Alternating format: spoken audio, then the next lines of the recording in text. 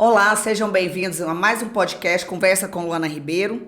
E hoje nós vamos falar de um assunto muito interessante, polêmico e assim que ocupa espaço na sociedade de uma forma geral, que é o fato de ser adolescente, que são as leis, tem o ECA, e eu convidei uma pessoa que é expert no assunto, muito respeitado, gente, não só no estado do Tocantins, mas no Brasil e internacionalmente. Dr. Sidney Friori Júnior, já foi promotor de justiça em Araguaína, em Palmas, ajudou na nossa atuação parlamentar, sugerindo leis, importantes leis, e é uma pessoa que, para mim, no Estado, com todo respeito às demais, mas é uma das pessoas que tem um profundo saber na área da criança e do adolescente. Com vocês, Dr. Sidney, promotor. Obrigado. Se apresenta, bem-vindo, obrigada pelo convite. Obrigado por ter aceitado o convite. Eu que agradeço, né? Parabéns por esse novo programa, essa nova carreira. Agradecer também por essa introdução aí, falando né, sobre a minha pessoa, fico muito agradecido, uma honra estar aqui. Eu sou natural da cidade de Rio Claro, que é interior de São Paulo, perto de Campinas, Limeira, Piracicaba, aquela região ali. Sim. E prestei o concurso público, vim para o Tocantins.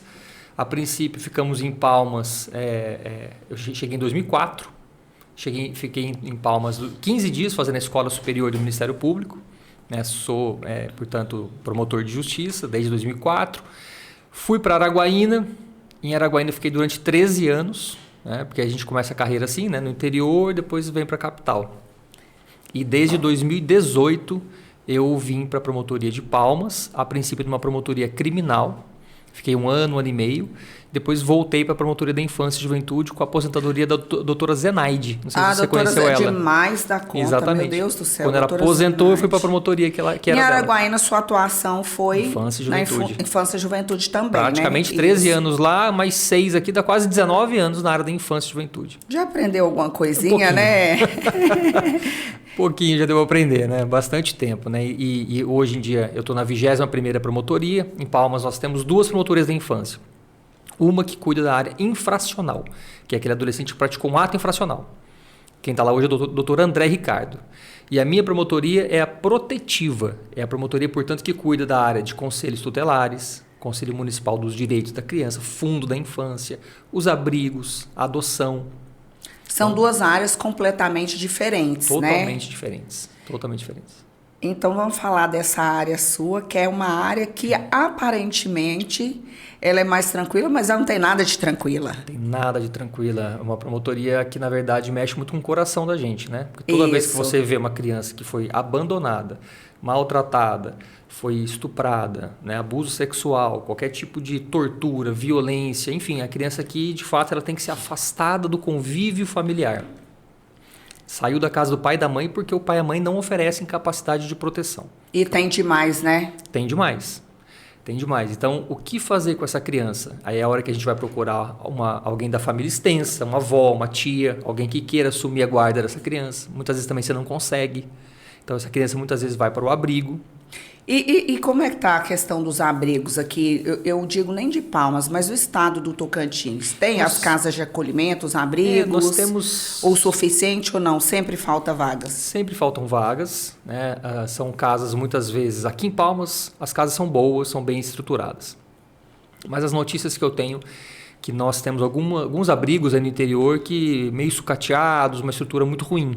Nós temos, salvo engano, 19 abrigos, somando todos os municípios do estado. 19. O nosso esforço hoje é para a implantação da família acolhedora. A família acolhedora é uma alternativa para a criança, quando ela tem que ser afastada do convívio familiar.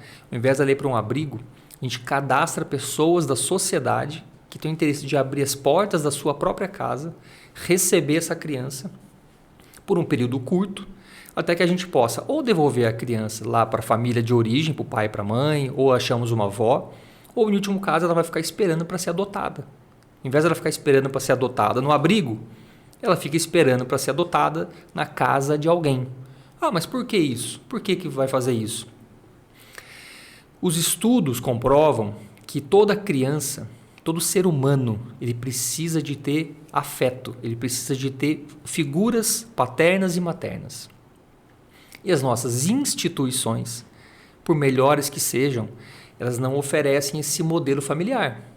Elas nada mais são do que instituições. Se você pensar bem na área da saúde, hoje a política pública ela é antimanicomial. Os manicômios estão sendo fechados. E todos estão indo para as suas próprias famílias. Que é um tema muito polêmico. Eu acho que não tinha que ter, assim, eu não sou uma profissional da área, mas eu acho que tinha que ter os espaços especializados de saúde como tinha antigamente. Pois é. E hoje está sendo extinto. No mundo inteiro. Essa política começou na França, a política antimanicomial. Trazendo isso para a área da infância, trazendo para a área da assistência social, é mais ou menos a mesma lógica. Família cuidando de família, gente cuidando de gente. Mais ou menos essa a ideia, e essa ideia ela acontece principalmente nos países que falam a língua inglesa. Eu até fui para Londres no mês passado, conhecer a experiência da Inglaterra. Eles fazem isso mais ou menos desde o ano 1300, desde os povos celtas, anglo-saxões. Aí quando você vai falar assim da Inglaterra, né, você está falando assim de um sistema de educação de qualidade, onde a pessoa já nasce com a educação de ponta, de primeira. Então, assim, é muito diferente de outros países também, né? É muito diferente. Uma coisa é na Inglaterra e outra coisa são em outros lugares do mundo, como o nosso país, o Brasil, né? O Brasil colonizado por Portugal. Se você for hoje lá em Portugal, mais ou menos 5% das crianças que estão acolhidas em famílias acolhedoras. 5%. Portanto, as outras 95% estão dentro dos abrigos, lá em Portugal. Aqui no Brasil, mais ou menos 8% das crianças que estão acolhidas, que estão afastadas do convívio familiar, estão em famílias acolhedoras. 8%. Portanto, as outras 92% estão nos abrigos. Se você for para Estados Unidos, colonizado pela Inglaterra, Austrália, colonizada pela Inglaterra, Nova Zelândia, colonizada pela Inglaterra, se você for para a própria Inglaterra, se você for para o Canadá, todos esses países que falam língua inglesa, a pirâmide lá é exatamente o contrário. Tipo assim, 10% das crianças estão em abrigos, 90% estão em famílias. Famílias acolhedoras. Lá é chamado foster care. Mas por que deu tão certo nesses países? Eu acho que é a questão mesmo da cultura, que você acabou de dizer, mas a cultura do voluntariado. Sim. Que nós também não temos muito essa cultura do voluntariado. Temos. Inclusive tem intercâmbio entre países, tem uma cultura antiga. E todos esses países que você falou têm uma educação de alta qualidade. Sim. Eu digo sempre que só a educação de qualidade transforma verdadeiramente uma sociedade. Exatamente. E assim, essa família tem algum benefício? Tem. Ela recebe um salário mínimo, isso depende de lei municipal. Araguaína, por exemplo, já tem família acolhedora. Lá já funciona. Desde que eu era promotor lá, nós já conseguimos implantar.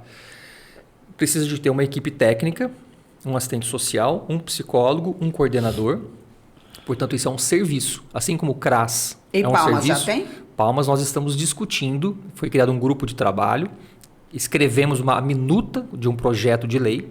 Esse projeto de lei já foi, digamos, aprovado assim, pela prefeita, pela secretária municipal de assistência, mas ainda está tramitando, digamos, pela procuradoria do município. Ainda não saiu do executivo, ainda não chegou no legislativo. É outro problema que nós temos no nosso país. Não vou dizer do estado do Tocantins, mas a burocracia do Brasil excessiva atrapalha muita coisa. Muito. Esse assunto aí que nós estamos abordando, ele é muito profundo. Se for falar, você vai...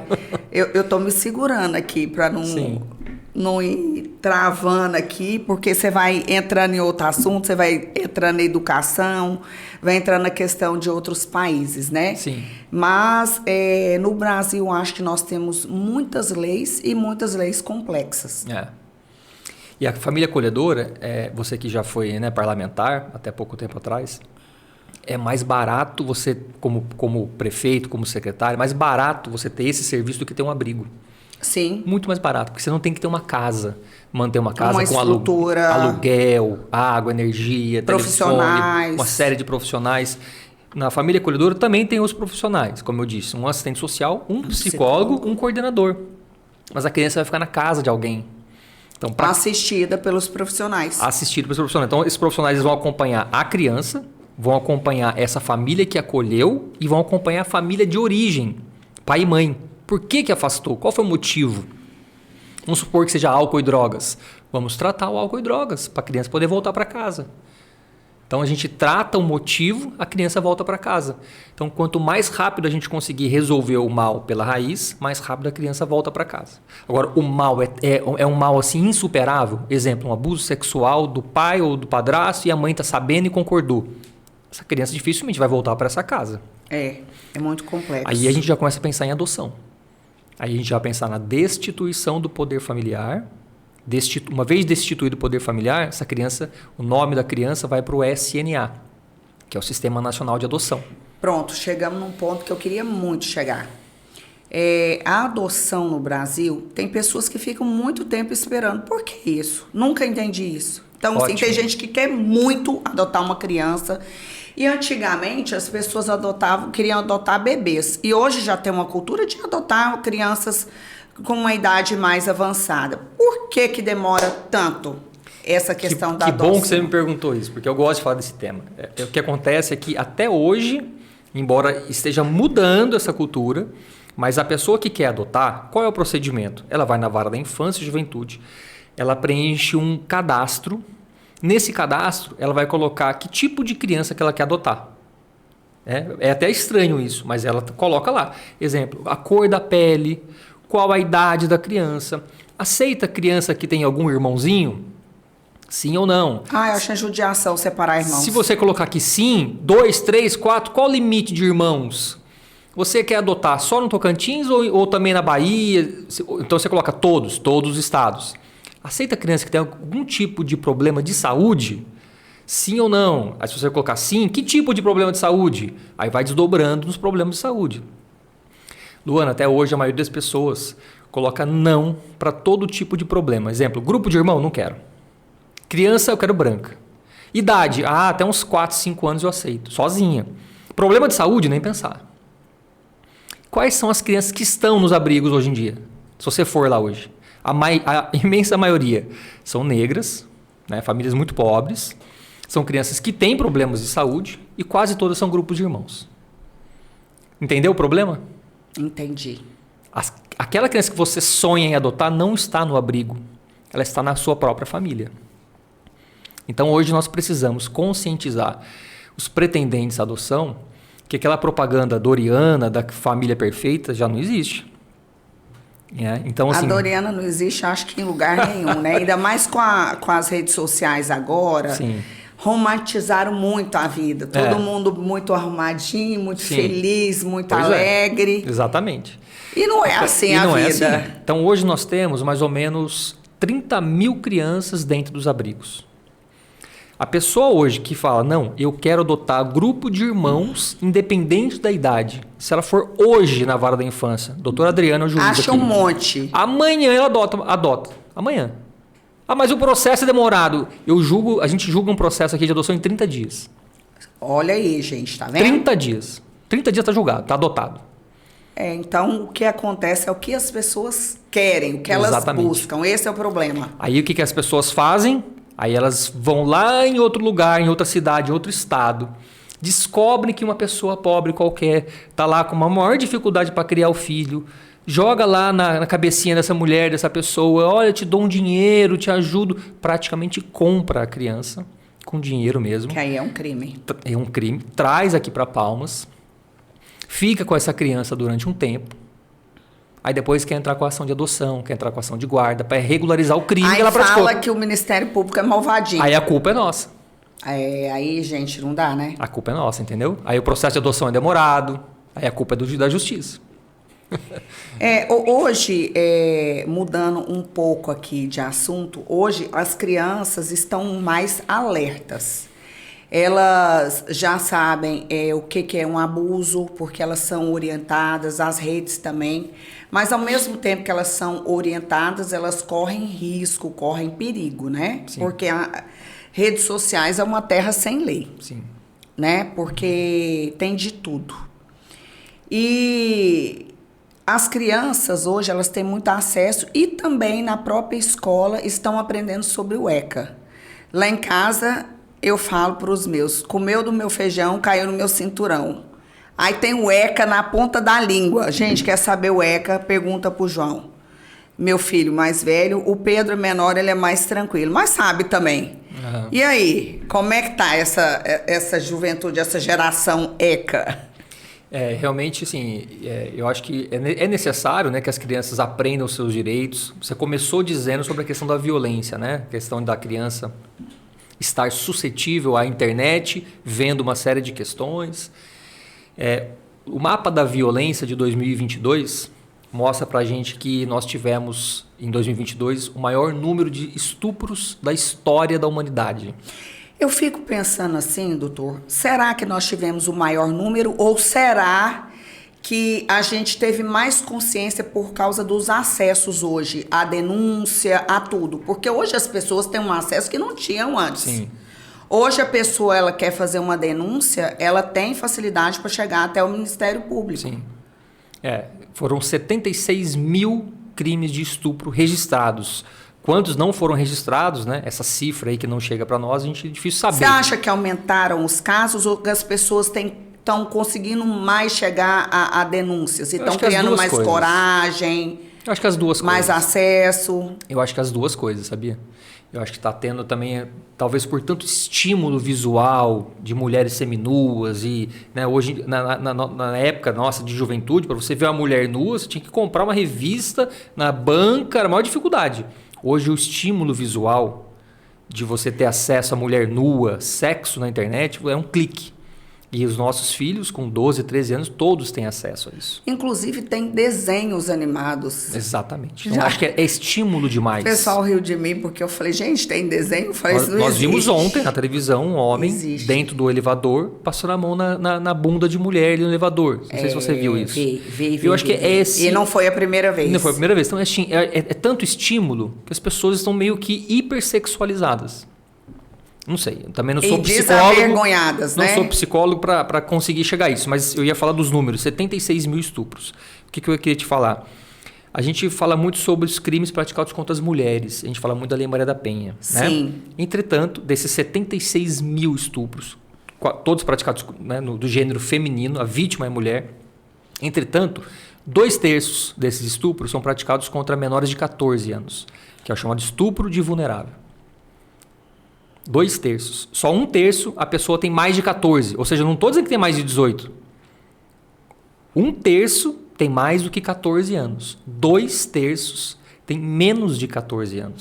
Pois é, você falou num assunto aí que é muito assustador. É assustador. Os índices são assustadores. E ontem eu vi nas redes sociais um pai confessando que estuprou uma menina de 10 anos de idade. A própria filha? A própria filha. Nós vimos isso há um mês atrás aqui na Vara da Infância, um pai confessando também, e assim, ele era uma pessoa da roça, super humilde, e assim, ele confessou, e do jeito como ele confessou, ele não é como se ele estivesse confessando um crime, não. Sabe quando uma pessoa confessa um crime arrependida? Ele confessou, na cabeça dele, eu acho que não era crime. É como se ele pudesse usar daquele corpo, porque ele é o pai, ele é o dono. Deus me Luana, eu acho que tem isso até hoje. Tem uma cultura tem. Machista, a gente que mora violenta. Às vezes nas cidades maiores, a pessoa que vai ouvir o nosso programa lá de São Paulo tá achando que a gente está falando bobagem. Não é possível que isso existe ainda. Você sabe o que aconteceu há uns anos atrás? Pois existe. Eu recebi uma pessoa lá no gabinete que a filha dele, menor, estava com um homem mais velho, e ele morando na casa, e ele achou que era normal. E aí eu chamei o pessoal e falei, olha, eu vou ter que te denunciar, porque isso não pode. Ela é uma criança. Pois é. E ele ficou assustado e nunca mais voltou no gabinete. Então. Ele ficou assustado comigo, ele achou que era normal, que eu que era a errada. O Código Penal, o seu programa tem um alcance, né, bastante razoável, então importante frisar. Né? O Código Penal diz que é estupro você manter uma relação sexual com alguém com menos de 14 anos de idade. Ah, mas ela quis, ou ele quis. É crime do mesmo jeito. Estupro de vulnerável. Inclusive o STJ julgou esses dias um caso. Né? Era um homem de 20 com uma menina de 12.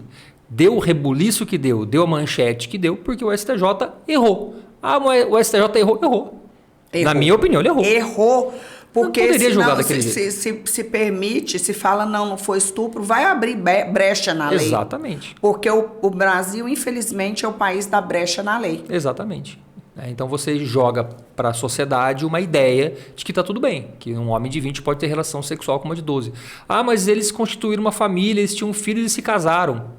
Não tinha que ter tido o primeiro relacionamento. Não era para chegar onde chegou. É uma pena chegar onde chegou, né? Porque essa menina de 12 anos provavelmente está fora da escola. Né? Agora, lá em Araguaína, quando eu morava lá, uma vez eu fiz uma pesquisa junto à maternidade do Orione, né? Eu mandei um ofício pedindo para que eles mandassem informações de todos os nascimentos de bebezinhos cujas mães tivessem menos de 14 anos de idade. Tentamos isso aqui, eu tentei o projeto de lei, tentei que ele fosse aprovado e nada. Lá quando chegaram as informações, então assim, quantas meninas de 14 anos para baixo deram à luz? 9 anos de idade, tinha um caso. 10 anos de idade, aí já tinha uns 10 casos. 11 aninhos de idade, aí já tinha uns 300 casos. E aumentando. Com 9 anos, tinha um caso de uma menina de 9 anos dando à luz. Dando à luz, 9 anos de idade. É uma criancinha, gente. E aí, uma curiosidade, é uma coisa que eu já ia te perguntar de todo jeito. Não sei se aqui ou nos bastidores. Mas, e aí, conseguiu aprovar a lei para que todas as maternidades informem ao Ministério Público, aos menores? Foi sua iniciativa, inclusive. Foi. As últimas vezes que eu tive qualquer tipo de informação foi por você. Depois eu nunca mais tive informação. Como eu encerrei minha legislatura, ele vai arquivado. Então, nós temos que pedir para alguém apresentar, porque essa lei é extremamente importante. Exatamente. Fica a dica aí, viu? Para vocês que estão aí na Assembleia. Exatamente. Porque é muito importante. E me fala, hoje, eu fiz uma pergunta na internet. Se meu filho menor não sai de casa e dormir sem minha autorização, e aí? Aí eu falei, o que vocês fariam?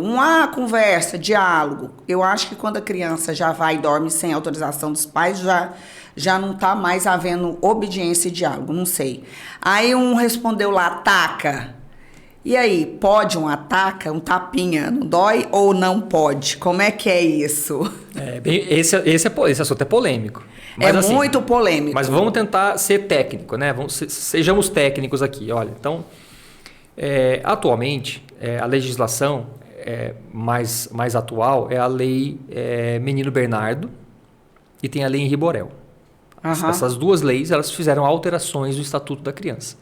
Não é por acaso que o menino Bernardo morreu de tanta ataca. Nossa. Lá no Rio Grande do Sul. Foi horrível. E o menino Henri Borel, mesma coisa no Rio de Janeiro. Rio Grande do Sul, Rio de Janeiro. Duas realidades muito parecidas. Que é outra coisa.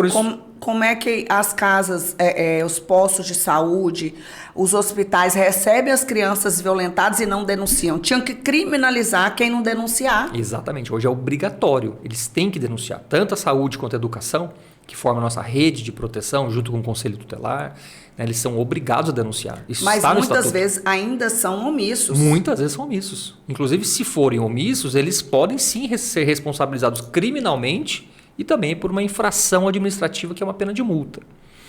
Então, a legislação hoje, depois desses dois casos, que foram dois casos assim bárbaros, né, de homicídio de duas crianças, em razão de violência doméstica, hoje a legislação é muito parecida com a lei Maria da Penha. Se você me perguntar, pode bater na mulher porque ela dormiu fora de casa? Qual que é a sua resposta? Com certeza não. Então, no seu filho, também é com certeza não. Porque a lei Maria da Penha, ela serviu de inspiração para a lei Henri Borel. A lei Henri Borel, se você olhar, você que fez tantas leis, se você pegar as duas leis, a impressão que dá é que alguém apertou Ctrl C, o outro apertou Ctrl V, onde era mulher, tirou, colocou criança e adolescente. E o idoso também entra nisso. Existe o Estatuto do Idoso, né? Que também é muito parecido com essas. Então, assim, hoje nós temos, então. Se eu fosse promotor do meio ambiente, você poderia me perguntar: mas pode espancar um cachorro? Pode bater num gato? Deus me livre. A gente não pode bater em mais ninguém. Nem cachorro, nem gato, nem papagaio, periquito, nem na mulher, nem no idoso, nem na criança, no adolescente. Não pode bater ninguém. Mas eu achei que merecia uma palmadinha. Como nós também não queremos apanhar de ninguém. Né? O que nós queremos quando a gente... E todo mundo erra, né? Quando era criança eu apanhei um bocado, viu? Eu sei. Meu pai não me triscou a mão, mas a minha mãe era um cinturãozão lá, porque eu era custosa. E algumas pessoas, quando eu falo sobre esse assunto... Eu não gostava muito de fazer tarefa de escola, ou fazia tarefa ou a taca comia. esse assunto eu sei que é muito polêmico, o promotor está exagerado. Eu estou trazendo a lei. A legislação hoje é essa. Você não pode bater na mulher, você não pode bater na criança nem no adolescente. Mas quando eu era criança eu apanhei, tá tudo bem. Quando eu era adolescente, eu tive 2 amigos que se suicidaram. Não sei se você teve algum caso assim. Graças a Deus, amigo próximo não. Amigos próximos. Mas do meu filho já teve. Foi por causa que apanhava do pai e da mãe? Não sei. Eu não sei o motivo. Então, mas na sua época não tinha essa frescura, não existia a palavra bullying. Realmente não tinha a palavra bullying. A gente tinha que se virar muito mais. Meu apelido era Olivia Palito. Hoje eu sinto falta. Hoje vivo de dieta. A gente apanhava muito mais os nossos pais. Aí as pessoas, a gente trabalhava. Vai ver a quantidade de acidente que teve com um menino que perdeu o dedo, perdeu a mão, perdeu o braço, perdeu a perna. Acidentes domésticos, acidentes de trabalho.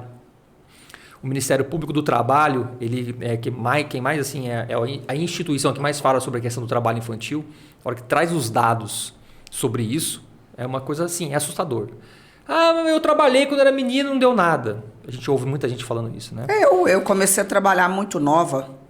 Agora, assim, o trabalho que eu estou dizendo, muitas vezes, é trabalho pesado mesmo. Sim, na roça. A mão vai dentro da máquina. Trabalho manual. Perde a mão, perde o braço. Assim, os números são assustadores. Até hoje, assustadores. Então, eu sei que é muito difícil, né, a gente lidar com o adolescente, né? A gente sempre falou aborrecente. Assim, não tem uma fórmula mágica para você conseguir lidar com eles, senão a questão mesmo... Eu já vi gente falando assim, tá fácil, então vou mandar lá para casa do promotor. Uhum. Não, mas é muito difícil. É difícil educar. Eu vou pegar aqui um vídeo que eu te mandei falando de um caso muito polêmico, de um reality show que está tendo no Brasil. Eu vou falar, gente, isso aqui é um programa nosso. Falando do filho, né? Uma moça do Big Brother, a Fernanda, falando, jogar pela janela, dar uma... A gente sabe que ela desabafou como uma mãe que cuida só do filho, que tem suas dificuldades. E os nossos filhos, não é só a nossa educação, mas o homem é produto do meio. Ele vai para a escola, ele convive com outras coisas, ele vê na televisão, ele vê nas redes sociais. Hoje o menino quase não vê televisão, né? Então, assim, vê nos aplicativos, vê nos streamers. E ficou muito polêmico ela falando. Jogar pela janela, dar uma pena, tem que tomar muito cuidado com a força de expressão, porque a gente sabe que ela não vai fazer isso.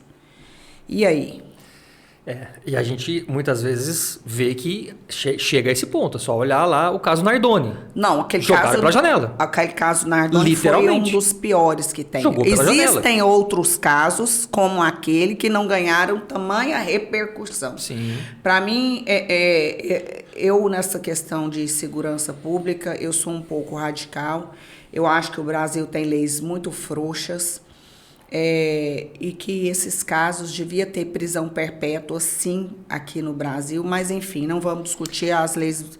Não sou eu que eu vou resolver isso, por enquanto. Quem sabe um dia. Quando a gente vê uma mulher, né, como ela e como tantas outras, né, que inclusive vão estar aqui nos assistindo, mãe solteira, sem rede de apoio. O que é rede de apoio? É você ter a sua própria mãe, é você ter um amigo, você ter um tio, você ter um primo.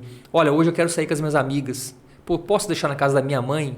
Então, assim, a criança tem um avô, tem uma avó, para essa mãe poder respirar, poder sair um pouco, poder se divertir. Mas isso é um luxo. Sabia que isso não é luxo em alguns países? Eu andei estudando um pouco sobre isso. Na França, por exemplo, existe a lei do respiro. O que é a lei do respiro? A assistência social fornece uma pessoa, você tem o direito a acionar isso não sei quantas vezes por ano, acho que é 4 vezes por ano.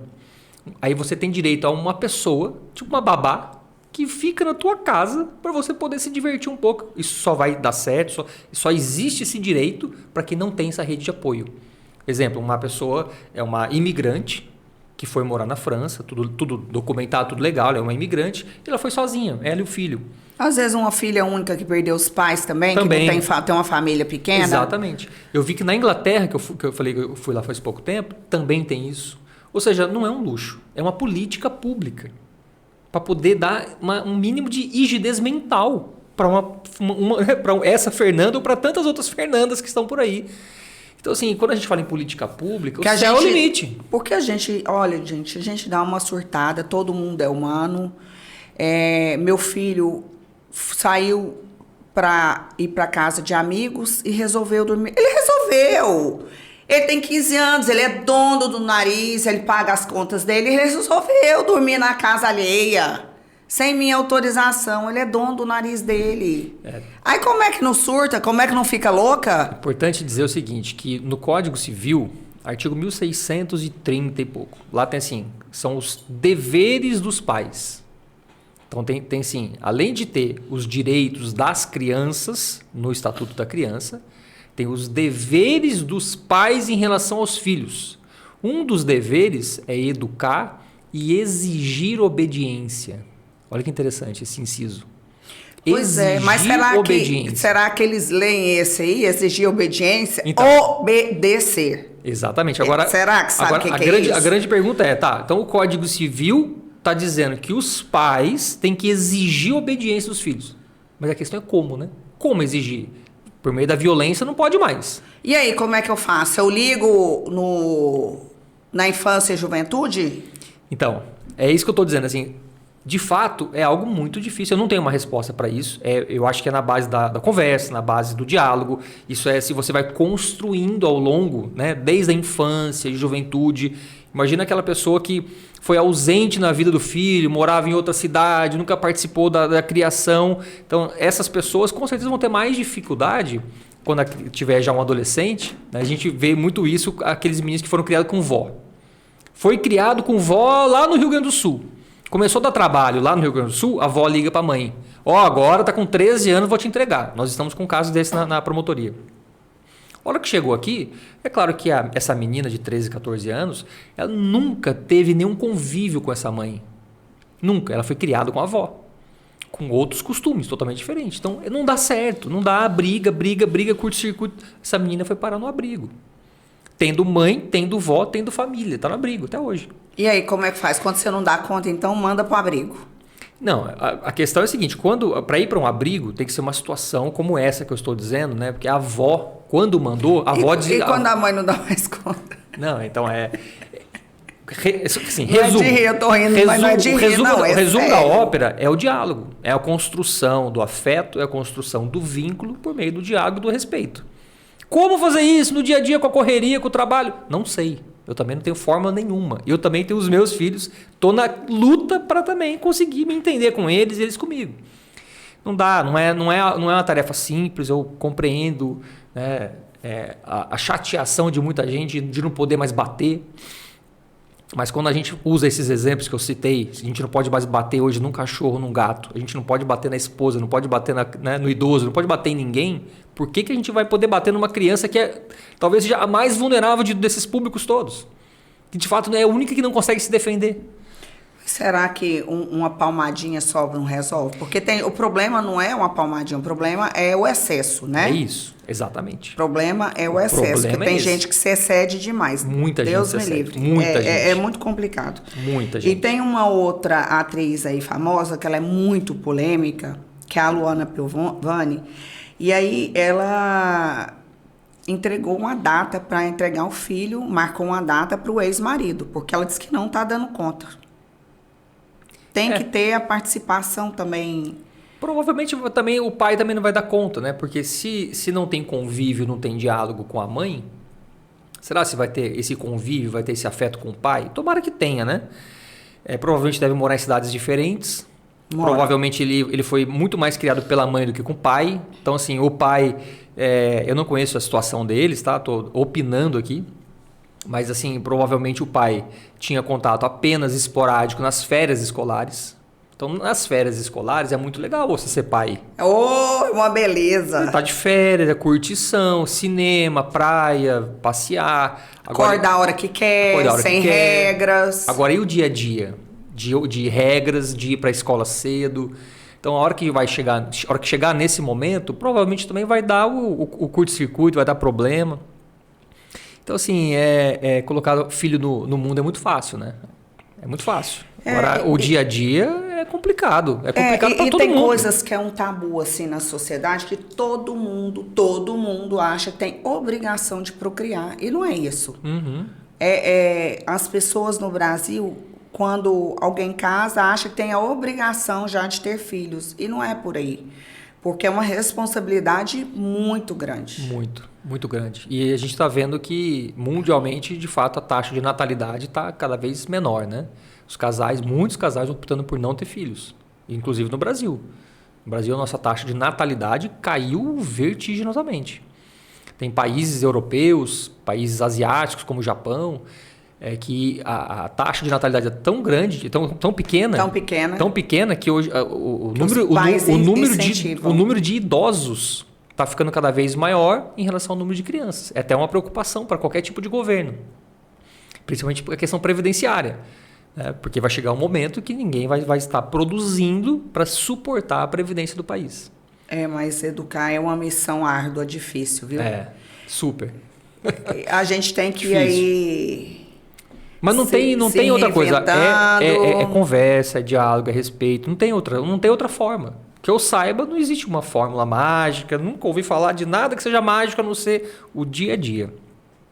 O dia a dia junto, mostrando o que é certo, mostrando o que é o errado, tentando fazer do seu filho, desde pequenininho, um cidadão de bem, um cidadão honesto, trabalhador, desde pequeno.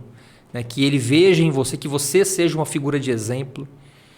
Porque se você conseguir isso desde pequeno, a chance disso dar certo, de lá na frente ele ser também um menino educado, um menino que não vai te dar trabalho, é muito grande. Só que o que a gente vê em muitas das famílias não é isso, né? Pela correria também, né, Luana? Do dia a dia. Não, e não é só isso. Hoje, por exemplo, existe a mãe que cuida só do seu filho, que é provedora, mas hoje existem muitos pais também que cuidam dos filhos.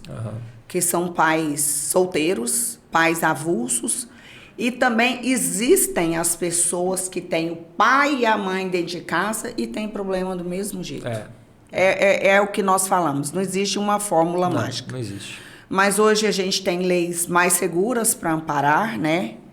E nós temos uma sociedade mais consciente, mais acesso à informação. Vou te dar um dado aqui, Luana. Na minha promotoria, eu fiz um acordo aqui com o hospital, com o HGP. Dentro do HGP existe um núcleo de atuação em relação a crianças e adolescentes que de alguma forma tentaram se suicidar ou se automutilar. Que é um problema grave. E eles encaminham isso para mim. Em média, nós temos um caso por semana. Só que não aparece em lugar nenhum isso. Ninguém da mídia sabe disso, nem é bom que saiba, né? Então, assim, esse problema, essa angústia dos pais em relação à educação do filho e a mesma coisa do filho em relação aos pais, né, esse mal-estar, a questão da internet, a questão do consumismo, a questão da pressão psicológica para você ser alguém bem-sucedido, para você ser a pessoa do Instagram, aquela pessoa linda, maravilhosa, com o corpo perfeito, aquela pessoa rica, maravilhosa.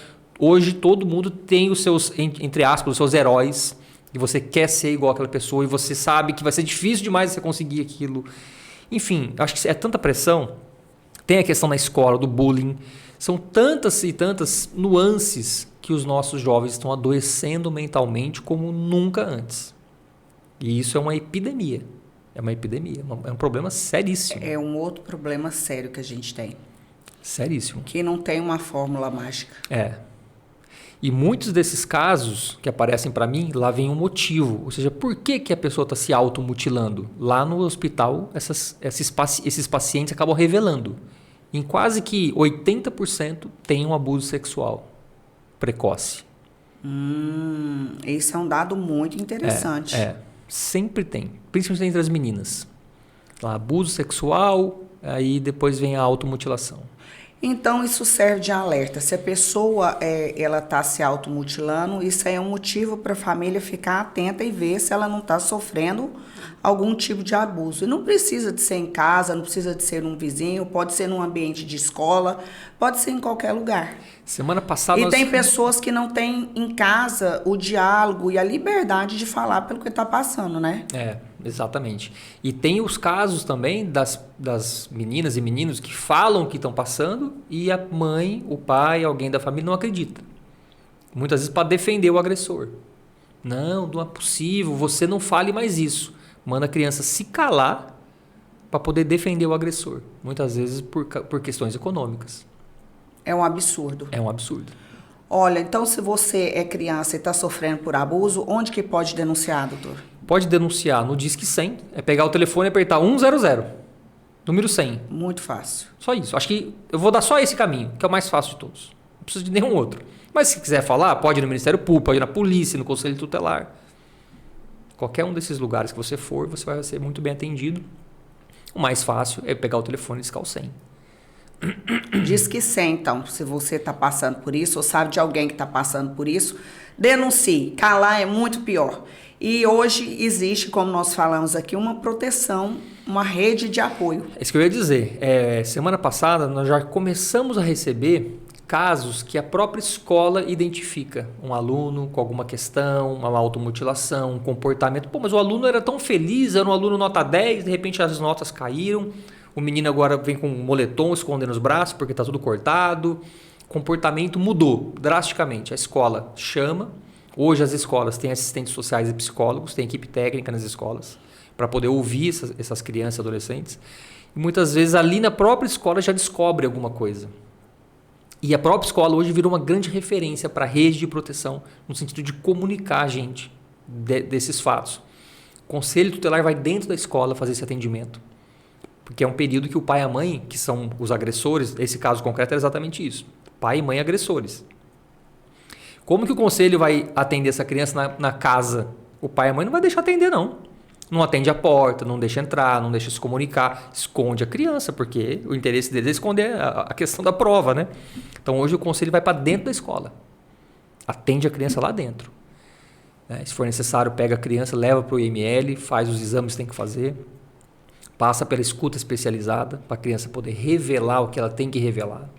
E aí as provas vêm à tona e a gente pode processar o pai, a mãe, afastar do convívio, enfim, o que seja o que for, para proteger a criança. É isso aí. Hoje tem proteção, hoje tem rede de apoio. Obrigada, doutor Sidney, pela sua atuação. Eu conheço vários promotores, mas assim, eu admiro muito a sua atuação como profissional, o trabalho grande que você faz à frente aí do MP. Não é fácil, mas se for olhar lá atrás, já foi mais difícil.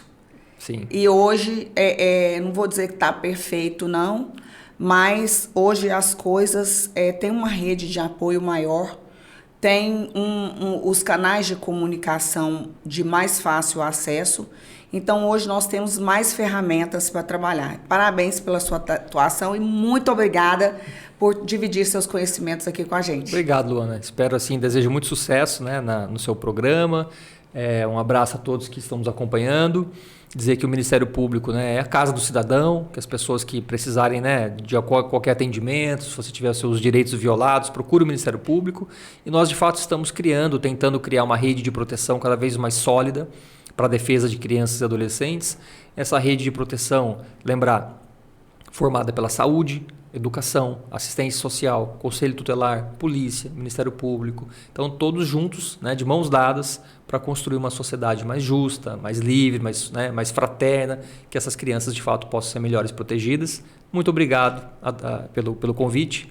Um abraço a todos. Muito obrigada. Gente, essa foi mais uma conversa com Luana Ribeiro. Obrigada pela maravilhosa audiência e até a próxima. Espero que tenham gostado.